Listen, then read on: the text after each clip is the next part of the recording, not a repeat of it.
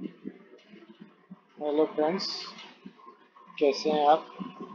अभी हम पढ़ रहे हैं भारतीय न्याय संहिता BNS 2023, जिसका सेक्शन 1 एंड 2 हम पहले के वीडियो में पढ़ चुके हैं। मैं अभी सारे वीडियोज इंग्लिश और हिंदी दोनों में कवर कर रहा हूँ, बाइलिंगुअल चल रहा है हमारा। तो आज भी मैं सेक्शन 3 बताऊँगा आपको विस्तारपूर्वक। सेक्शन 3 इंग्लिश और हिंदी दोनों भाषाओं में बताऊँगा, और इसके जो मेन केस लॉज हैं वो भी बताऊँगा। सारी चीज़ें कवर करूँगा। अगर मेरा वीडियो पसंद आता है तो प्लीज़ वीडियो को लाइक कीजिए और चैनल को सब्सक्राइब कीजिए, जिससे कि आगे आने वाली वीडियोज आपको मिलते रहेंगे। तो let's start section 3 of BNS 2023. Section 3 is general explanations. What are the general explanations that are covered in section 3?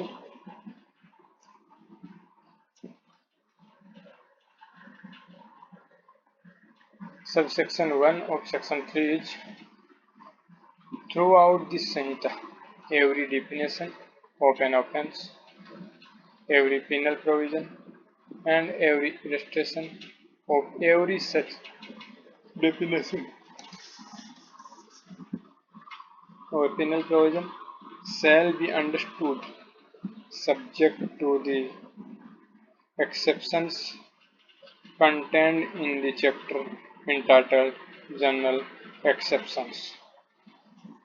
So, those exceptions are not repeated in such definition, penal provision or illustrations. मतलब क्या बोलता है कि through out this संहिता, इस संपूर्ण संहिता में every definition, जो भी डेफिनेशन दी गई है वो सारी की सारी definition of an offence, offence की जितनी डेफिनेशन दी गई है वो, एवरी पिनल प्रोविजन, जितने भी पिनल प्रोविजन किए गए वो, and every illustration of every such definition और पिनल प्रोविजन, और जो भी पिनल प्रोविजन किए गए हैं और जो भी डेफिनेशन है इनके जितने भी इलस्ट्रेशन है वो shall be understood subject to the exceptions. क्या क्या चीजें, डेफिनेशन ऑफेंस की, एवरी पिनल प्रोविजन और एवरी इलस्ट्रेशन जो कि इन डेफिनेशन और पिनल प्रोविजन के होंगे वो shall be understood subject to the exceptions contained, यानी कि वो जो चैप्टर नंबर 3 है जनरल एक्सेप्शंस, उसमें एक्सेप्शन के तहत ही उनको समझा जाना चाहिए। तो those exceptions are not repeated in such definitions, penal provisions और illustrations, मतलब जो इस प्रकार की जो definitions हैं, जो penal provision है और illustrations हैं, उनको बार बार रिपीट नहीं किया जाएगा, उनको एक जगह बता दिया गया। अब जहाँ कहीं भी हम पढ़ेंगे तो इन्हीं एक्सेप्शन के अंतर्गत इनको पढ़ेंगे। ये पहले IPC के सेक्शन 6 में हुआ करता था, जो कि अभी सेक्शन 3 में आ गया, सब सेक्शन 1।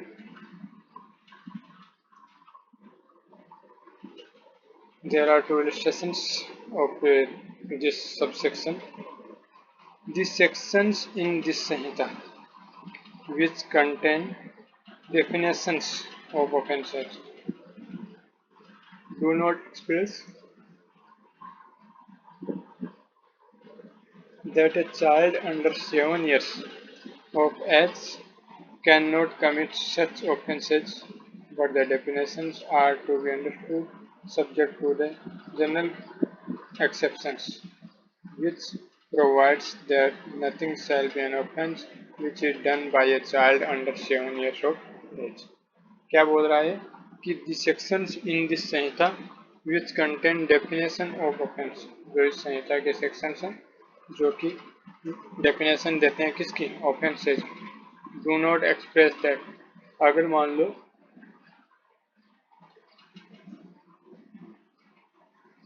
वो एक्सप्रेस नहीं कर रहे हैं, एक्सप्रेसली नहीं बोल रहे हैं कि कोई चाइल्ड है जो 7 साल से कम उम्र का है तो वो कोई ऑफेंस नहीं कर सकता, ये नहीं बोल रहे हैं। फिर भी हमने एक्सेप्शन में अगर ये पढ़ा है तो सब जगह लागू होगा, अगर वो बोल रहा है या नहीं बोल रहा है। मीन्स 7 ईयर से कम का बच्चा है ऑफेंस नहीं कर सकता। Second illustration is a police officer without warrant apprehends Z. एक पुलिस ऑफिसर है जिसके पास वारंट नहीं है लेकिन वो जेड को अरेस्ट कर लेता है। हु हैज कमिटेड मर्डर, जिसने भी मर्डर किया है। Here A is not guilty of the offence of wrongful confinement or he was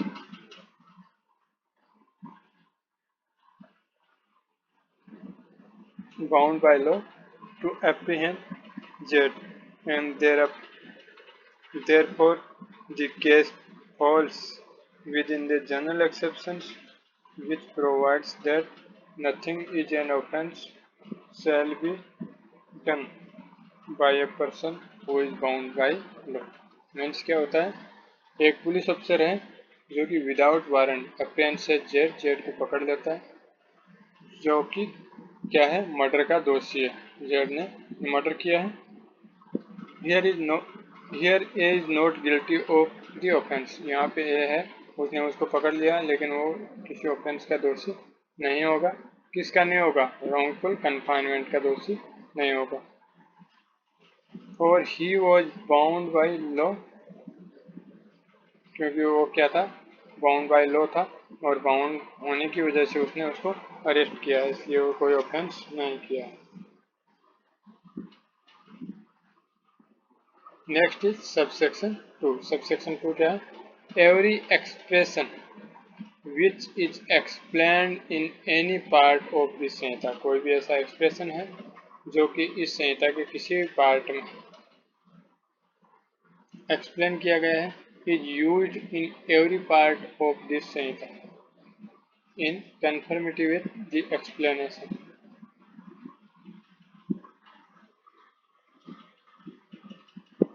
यानी कि प्रत्येक एक्सप्रेशन है वो इसमें संहिता में चाहे कहीं भी एक्सप्लेन किया गया हो, लेकिन वो हर पार्ट में उसी प्रकार से होगा जैसे कि वहाँ पे उसको डिफाइन किया गया है। ये पहले आईपीसी में सेक्शन 7 में हुआ करता था, अभी सेक्शन 3 के सब सेक्शन 2 में आ गया। Next is sub section 3। When property is in the possession of a person, spouse, clerk और सर्वेंट। जब कोई प्रॉपर्टी है वो किसी व्यक्ति की स्पाउस के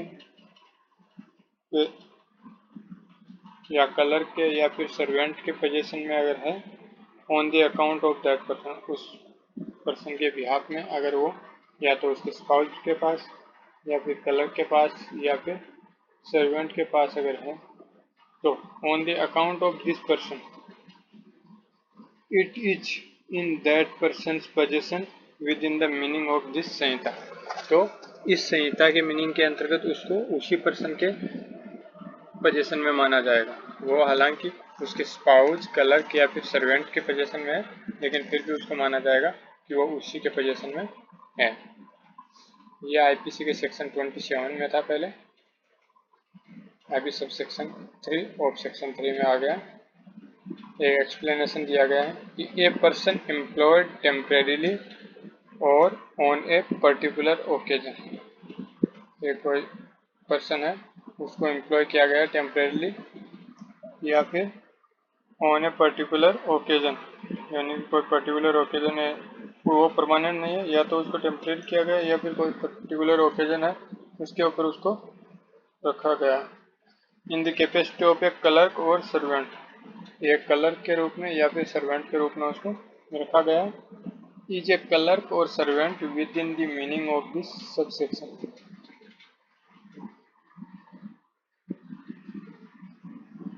तो क्या होगा, क्लर्क और सर्वेंट के उसमें है, तो इज ए क्लर्क और servant with in the meaning of this subsection, यानी कि वो इस सबसेक्शन के मीनिंग के अंतर्गत उस क्लर्क या फिर सर्वेंट जो भी है।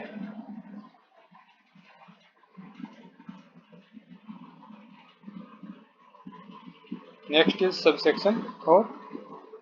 सबसेक्शन 4 क्या है कि in every part of this संहिता, except where a contrary intention appear, यानी इस संहिता के प्रत्येक पार्ट में जहाँ पे इंटेंशन है वो कॉन्ट्रेरी अपीयर होता है फ्रॉम द कॉन्टेक्स्ट से।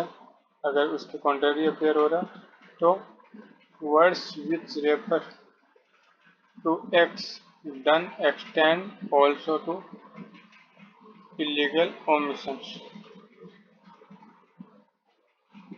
तो क्या है इसमें कि एवरी पार्ट ऑफ दिस संहिता except where a contrary intention appears, यानी इस संहिता के प्रत्येक पार्ट में एक्सेप्ट जहाँ पे भी कॉन्टेक्स्ट से कॉन्ट्रेरी होता है वो उसके अलावा words which refer to acts done extend also to illegal omission, यानी कि कोई जो कार्य करता है एक्ट करता है उनका विस्तार इलीगल ओमिशन फिर भी होगा जब तक ये एक्सप्रेसली इसको बताया नहीं गया है या फिर कॉन्ट्रेरी ये नहीं अपीयर होता। तो ये आईपीसी के सेक्शन 32 में था। Next is subsection 5, when A criminal act is done by several persons, यानी कोई क्रिमिनल एक्ट है जो कि बहुत सारे लोगों के द्वारा मिलकर किया जा रहा है इन furtherance of the common intention. क्या है कि कोई एक क्रिमिनल एक्ट है जो कि बहुत सारे लोगों के द्वारा किया जा रहा है तो वो क्या होगा, इन furtherance of the common intention of all, each of such persons is liable for that act in the same manner as if it were done by him alone, यानी कि कोई क्रिमिनल एक्ट है जो कि बहुत सारे लोग हैं उनके कॉमन इंटेंशन के फर्दरेंस में अगर किया जाता है तो प्रत्येक व्यक्ति को उसी प्रकार से ट्रीट किया जाएगा जैसे कि उसी ने अकेले वो सारा काम किया हो। यह आईपीसी के सेक्शन 34 में डिपेंड है।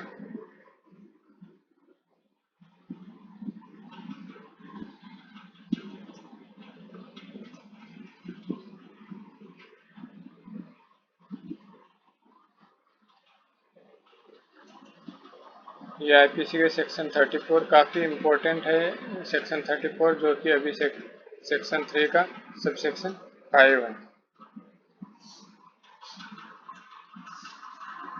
तो हम कॉमन इंटेंशन आ गया है, एग्जाम में कॉमन इंटेंशन के बारे में बहुत कुछ पूछा जाता है तो हम सबसे पहले कॉमन इंटेंशन के इसेंशियल्स देख लेते हैं कि क्या क्या इसेंशियल्स हैं। तो first is there must be some act which is criminal in nature, कोई एक्ट होना चाहिए और वो क्रिमिनल नेचर का होना चाहिए।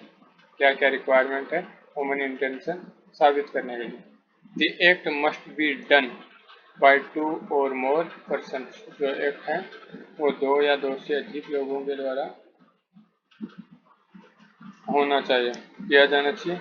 The act done by the persons must be with the common intention of all, यानी कि जो एक्ट किया जा रहा है वो इस प्रकार का होना चाहिए कि उसमें सारे लोगों का कॉमन इंटेंशन हो।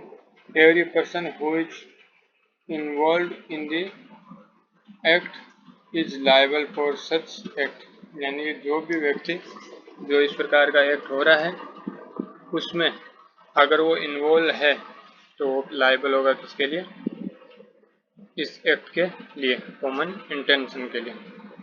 And last is every person shall be liable as if he has done that act alone.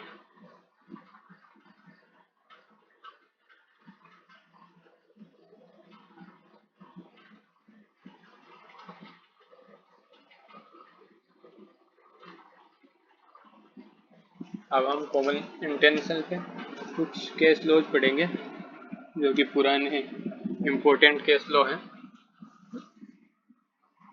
Exam की दृष्टि से काफ़ी इम्पोर्टेंट है। First is Hariom versus state of Uttar Pradesh. It was held that it is not necessary that there must be a prior conspiracy or premeditation. The common intention can be formed in the course of the occurrence as well. यानी हरिओम के case में क्या फैसला दिया गया था कि common intention जरूरी नहीं है कि पहले ही हो, पहले कोई प्रेयर कंस्पायरेसी हो या फिर कोई प्रेयर मेडिटेशन हो। इसके लिए कॉमन इंटेंशन है, वो कार्य करते टाइम पे भी हो सकता है।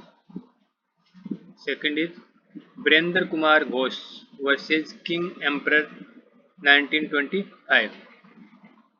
Two people demanded money from a postman as he was counting the money। यानी एक पोस्टमैन था, वो मनी काउंट कर रहा था, उससे दो लोगों ने पैसे मांगे। And when they shoot from A handgun at the postmaster he died on the spot. उन्होंने क्या किया, पोस्टमास्टर से पैसे मांगे, उसने जब मना कर दिया तो एक हैंड गन से उसको शूट कर दिया और वो वहीं पे ऑन द स्पॉट मर गया। All of the suspects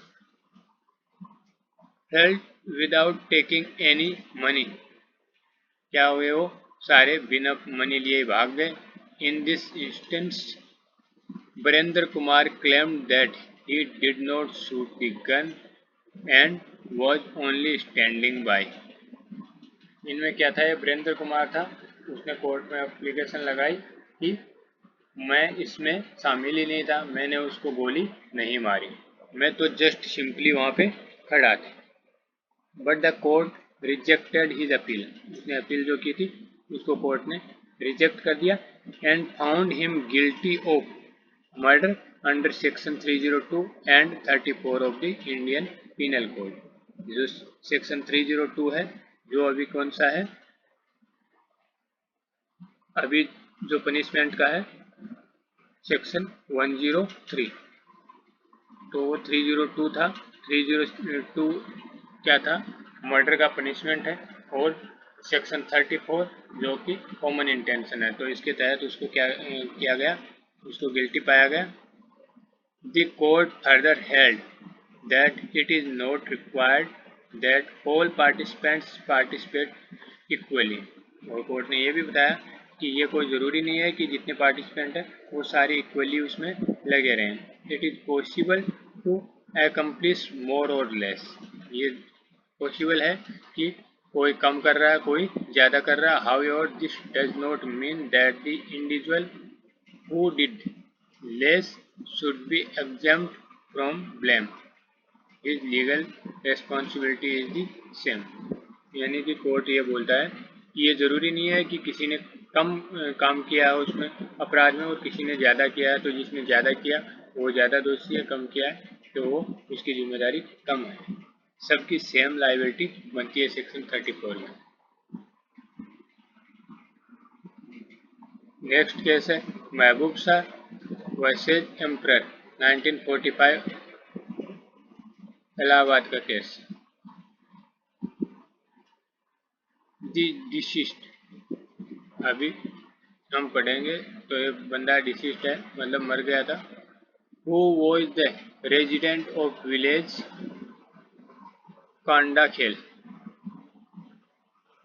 on the date 24th August 1943, along with Hamidullah and few others went to Indus River bank by boat for collecting reeds। क्या किया ये जो डिसीज पर्सन है वो हमदुल्ला और अन्य कुछ लोगों के साथ में एक इंडस रिवर के बैंक पे गया, किनारे पे गया बोट से, और कलेक्टिंग रीड्स कलेक्ट करने के लिए। As they reach the river bank, जैसे ही वो पहुंचे, मोहम्मद हुसैन शाह फादर ऑफ वली शाह, तो वहाँ पे कौन था, मोहम्मद हुसैन शाह था। हुसैन शाह कौन है, फादर ऑफ वली शाह का फादर है। वो taking a bath on the river bank, वो क्या कर रहा था, रिवर के बैंक पे, रिवर के किनारे पे वो बात कर रहा था, नहा रहा था। He want Allah and others against cutting reeds as the land belonged to him। जो मोहम्मद हुसैन शाह था उसने क्या किया, उनको रोका और बोला कि ये उसकी ज़मीन है, उसकी प्रॉपर्टी है, तो आप ये रीड्स मत काटिए। They were stopped by Ghulam Shah nephew of Hussain Shah. उनको, जो हुसैन शाह है उसका नेफ्यू था, भतीजा था, उस गुलाम शाह, उसने भी रोका। Who asked them to return the reeds, उसने कहा कि ये रीड्स हैं, ये वो इनको वापस लौटा दें। But Allad and his friend refuse to return, लेकिन क्या किया, अल्लाद और उसके फ्रेंड थे, उन्होंने उसको रिटर्न करने से मना कर दिया। On this Ghulam Shah hit Allad with a stick, तो उसमें क्या किया, गुलाम शाह ने एक स्टिक से अल्लाद को मारा। But the hit was missed, hit जो डंडे से मार रहा था वो मिस हो गया, मार नहीं पाया, उसने मारने की कोशिश की just. Then Allad hit Ghulam Shah with a bamboo, उसने में क्या किया, जो अल्लाद था उसने गुलाम शाह को एक बैम्बू से हिट किया। Ghulam Shah then started to shout for help, Ghulam Shah ने हेल्प हेल्प चिल्लाना शुरू कर दिया। On hearing his shout Mahboob Shah and Wali Shah rushed there with a loaded और गन, तो जैसे उसने हेल्प हेल्प चिल्लाया तो महबूब शाह और वली शाह दोनों दौड़े और उनके पास में एक लोडेड गन थी। Allad and his friends started running away, वो दोनों दूर दौड़ने की कोशिश करने लगे। वाइल रनिंग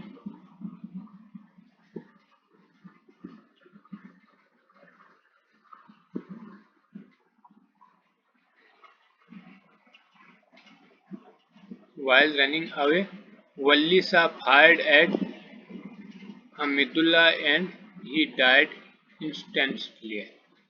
उसने क्या किया, वली शाह था, उसने फायर किया हामिदुल्लाह के ऊपर और वो तुरंत ही वहीं पे मर गया। Mahmood Shah also fired at Allad because of which he suffered severe injuries but later on he also died, Mahmood Shah ने भी क्या किया, अल्लाद पे फायर किया जिससे कि वो उस टाइम पे तो गंभीर रूप से घायल हो गया, इंजरी लगी उसको, लेकिन बाद में वो भी मर गया। वली Shah absconded, but Mahbub Shah was apprehended by the police. The Privy Council acquitted the appellant, convicted under Section 302 and 34.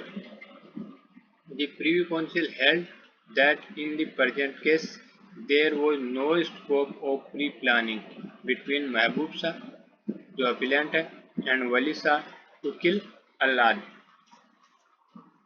जो कि उनके बीच में महबूब शाह और वली शाह के बीच में कोई भी पहले कॉमन इंटेंशन नहीं था उसको मारने का।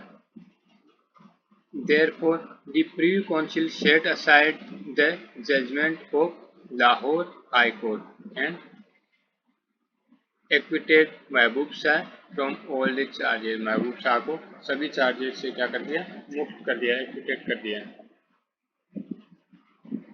क्योंकि उसका कोई कॉमन इंटेंशन था ही नहीं। नेक्स्ट केस है Pandurang versus state of Hyderabad 1955। The court held that a person can not be held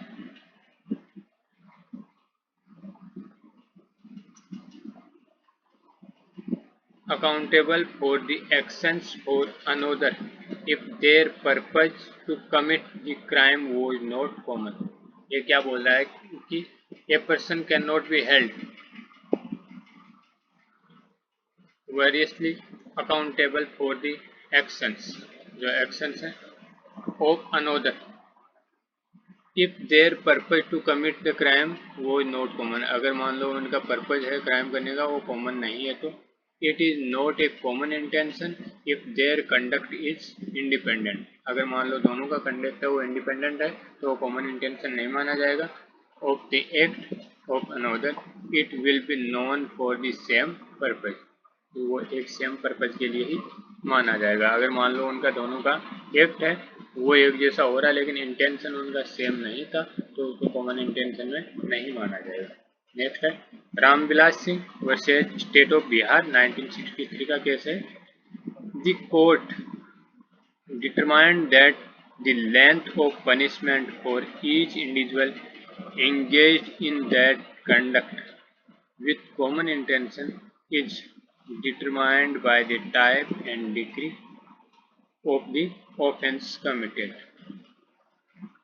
ये जो कोर्ट ने क्या डिटरमाइन किया कि लेंथ ऑफ पनिशमेंट है, जो ईच इंडिविजुअल है, प्रत्येक इंडिविजुअल है, उसके लिए लेंथ ऑफ पनिशमेंट है, वो क्या होगा, उसके conduct with common intention is determined by the type and degree of the common offence committed. जो डिग्री है ऑफेंस कमिटेड का टाइप और डिग्री है, उसके हिसाब से दिया जाएगा पनिशमेंट, उसकी length of punishment. Next is Ram Naresh versus state of UP 2023। Prior meeting of minds not a mandate to trigger section 34 of IPC। Common intention can form even during commission of offense। ये हमने पहले भी पढ़ा है कि जो during commission of offence भी common intention हो सकता है। Supreme Court Balaram and his brother Ram Kishore victim and deceased were attacked by 4 accused person. ये दोनों थे, ये 4 accused पर्सन के द्वारा अटैक किए गए। One of the accused was carrying an iron rod। उनमें से एक के पास आयरन रोड थी। He was along with other accused persons namely Raja Ram, Jogendra and Ram Naresh. ये 3 लोग उसके साथ में और थे। जो राम नरेश कौन है, अपीलेंट है, वो हैड लाठीज। एक के पास में क्या थी, आयरन रोड थी, और बाकी सबके पास में लाठियां थी। The victim shouted for help but in vain. जो विक्टिम था वो हेल्प हेल्प चिल्लाया, हेल्प के लिए चिल्लाया, लेकिन सब व्यर्थ रहा, किसी ने नहीं सुना। These 4 accused gave brutal blows to Ram Kishore from lathis and iron rod. उन्होंने राम किशोर को अच्छी तरह से पीटा लाठी और आयरन रोड से। The victim got injured and died. जो विक्टिम था वो इंजरी हुई, उसको काफ़ी गहरे घाव आए और वो मर गया। Based on the FIR loaded against the accused persons, a case was registered under section 302 murder, read with section 34, that is common intention of the IPC। The trial court convicted all 4 accused persons under section 302, read with section 34 of IPC। तो trial court ने क्या किया, इनको सबको convict किया, चारों को। An appeal was filed before the high court. High court के सामने एक अपील डाली गई। And it affirm the decision of the trial court. उसने क्या किया, जो ट्रायल कोर्ट का डिसीजन था उसी को ही आगे बरकरार रखा। Being aggrieved, the appellant filed the present appeal before the Supreme Court। तो appellant ने क्या किया, फिर से सुप्रीम कोर्ट के सामने अपनी अपील दायर की। और applying section 34 of IPC, there should be a common intention of all the co-accused persons। ये बोल रहा है कि जो सेक्शन 34 है उसको लागू करने के लिए क्या जरूरी है कि उसके जितने मेंबर हैं वो सारे लोगों का कॉमन इंटेंशन होना चाहिए, which means community of purpose and common design. It further highlighted that common intention does not mean that the co-accused persons should have engaged in any discussion or agreement so as to prepare a plan or have a conspiracy for committing the offense। Common intention is a psychological fact and it can be formed a minute before the actual happening of the incidents or as stated earlier even during the occurrence of the incidents। कहने का मतलब है कि इसमें यही बताया गया है कि पहली बात जरूरी नहीं है कि पहले से कॉमन इंटेंशन हो, ये बाद में भी हो सकता है, जो कार्य हो रहा है उसके टाइम पे भी हो सकता है।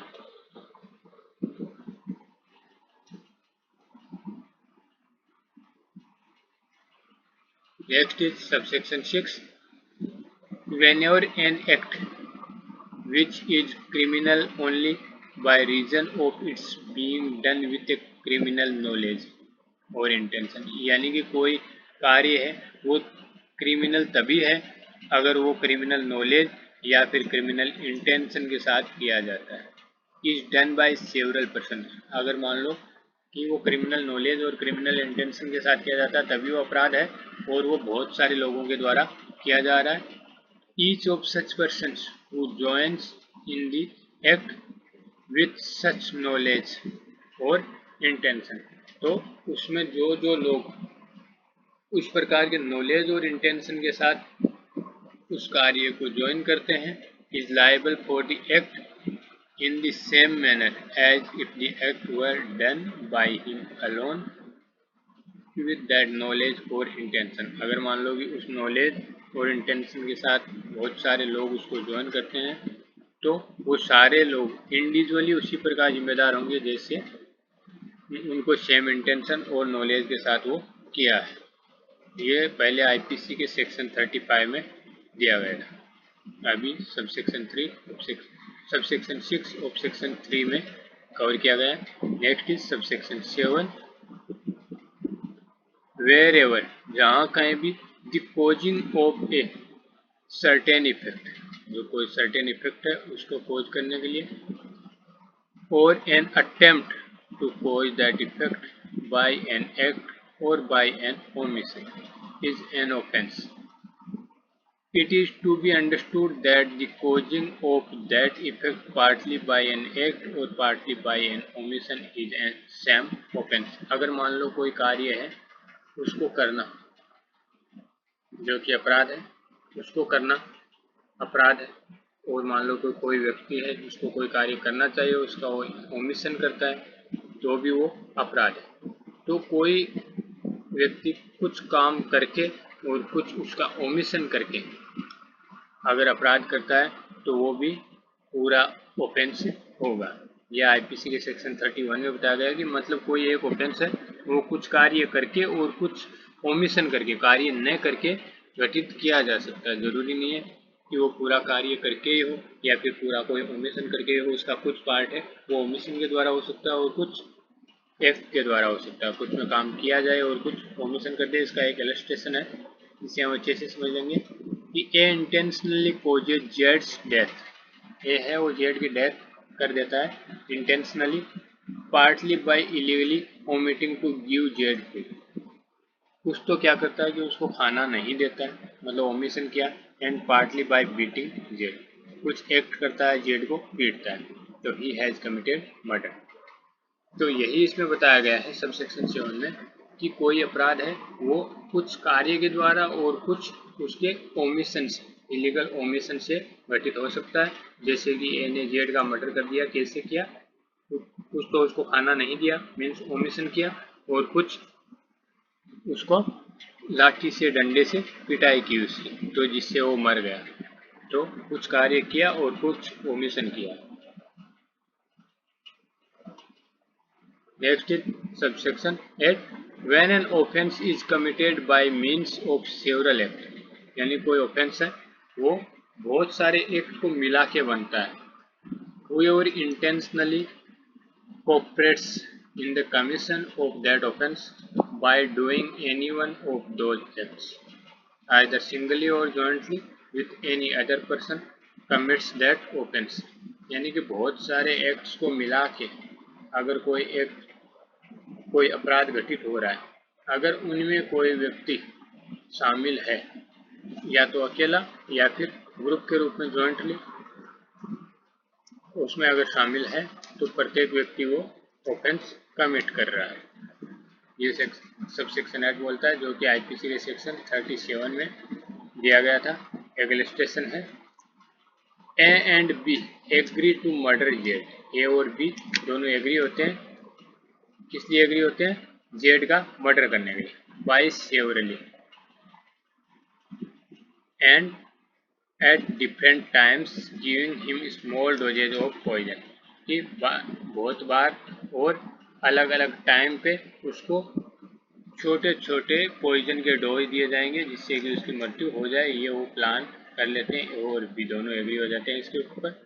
And B administer the poison according to the agreement with intent to murder Z.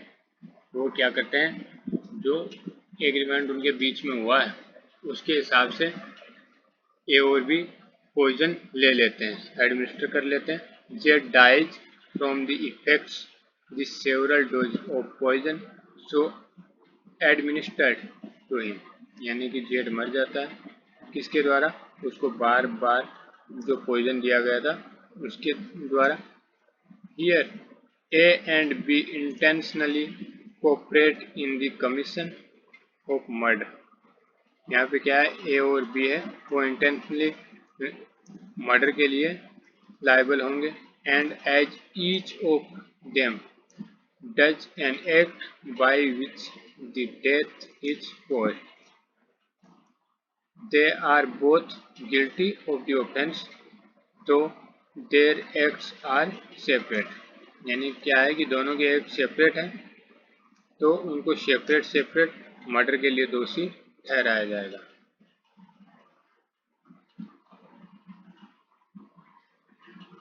Next illustration है कि A and B are joint jailer, A और बी दो जॉइंट जेलर हैं। And as such have the charge of Z, और वो Z का चार्ज रखते हैं। A prisoner alternatively for 6 hours at a time, यानी कि दोनों क्या करते हैं, एक साथ एक बंदा रहता है, एक जेलर रहता है ए और बी में से, और वो अल्टरनेटिवली कर लेते हैं, एक साथ 6 घंटे एक बंदा रहेगा दूसरा बाद में। A and B intending to cause जेड्स डेथ knowingly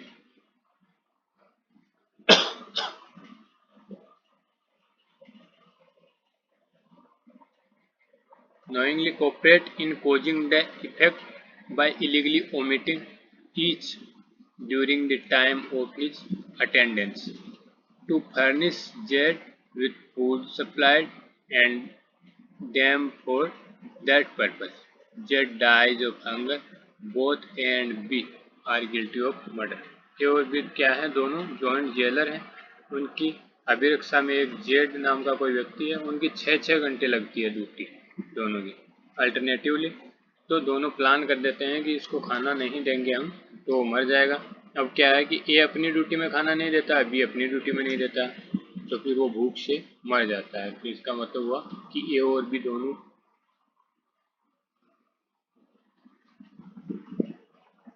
मर्डर के लिए दोषी हैं, guilty.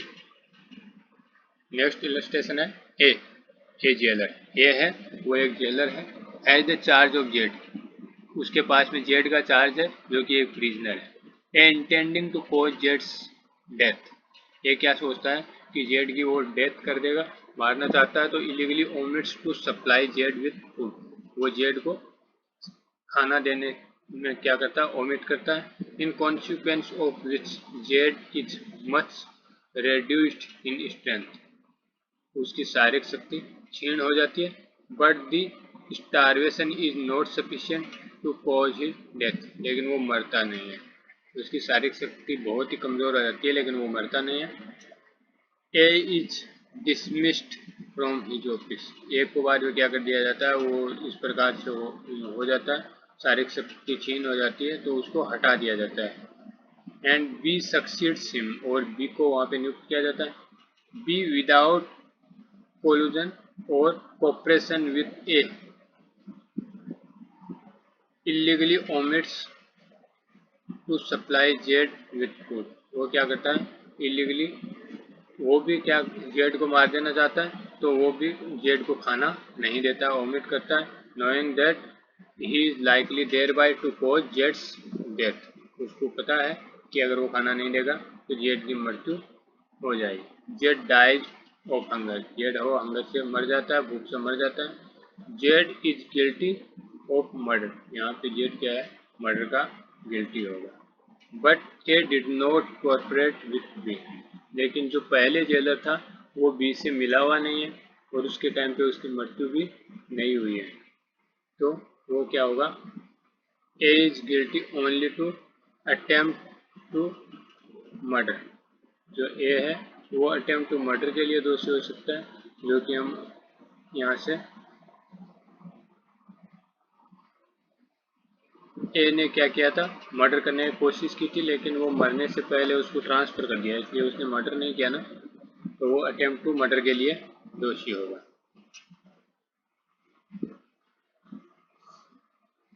And last is where several persons are engaged or concerned in the commission of a criminal act. कोई क्रिमिनल एक्ट है, उसमें बहुत सारे लोग हैं वो engage, they may be guilty of different offenses by means of that act। यानी कि क्या है कि where several persons are engaged or concerned in the commission of a criminal act, कोई क्रिमिनल एक्ट है उसके लिए बहुत सारे लोग क्या है, इंगेज हैं उसके लिए। they may be guilty of different offenses by means of that act, तो अलग अलग कार्य के लिए, अलग अलग ऑफेंस के लिए दंडित हो सकते हैं। यह आईपीसी के सेक्शन 38 में दिया गया था। एक इलस्ट्रेशन है, ए अटैक्स जेड अंडर सच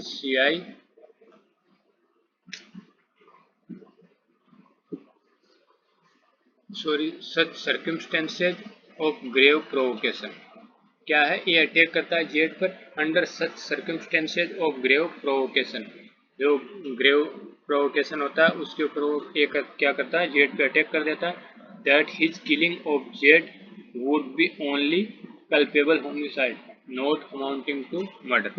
वो क्या करता है, जेड पे अटैक कर देता है, तो यहाँ पे जेड है वो मर जाता है। अगर मर जाता है तो वो कल्पेबल होमिसाइड होगा, न कि murder. B having ill will towards Z, B है उसका जेड की तरफ क्या है, इल विल है, and intending to kill him, और वो उसको मार देना चाहता है। And not having been subject to the provocation, वो प्रोवोकेशन के अंदर भी नहीं है, जस्ट वो वहाँ पे है और वो देख रहा है, उसको कोई प्रोवोक नहीं कर रहा है। असिस्ट ए इन किलिंग जेड, वो क्या करता है, ए को असिस्ट करता है जेड को मरवाने के लिए। जेड ने उसके ऊपर अटैक किया है, तो वो क्या कर रहा है, उस अटैक के साथ में वो मौके का फायदा उठाता है, इल विल है उसकी उसके प्रति, और वो उसको क्या करता है, हेल्प करता है, assist in killing Z, Z को किलिंग करने में हेल्प करता है। Here though A and B are both engaged in causing Z death. यहाँ पे क्या है, ए और बी दोनों सेम रूप से इंगेज हैं। B is guilty of murder and A is guilty only of culpable homicide. यहाँ पे बी क्या है, इलविल रखता है, तो उसको मर्डर के लिए वो लाइबल होगा, और ए क्या था, ए ने प्रोवोकेशन के अंतर्गत ये सारा काम किया था, तो इस प्रोवोकेशन की वजह से वो कल्पेबल होमिसाइड का दोषी होगा। तो इस प्रकार से हमारा ये सेक्शन 3 कंप्लीट हो गया है।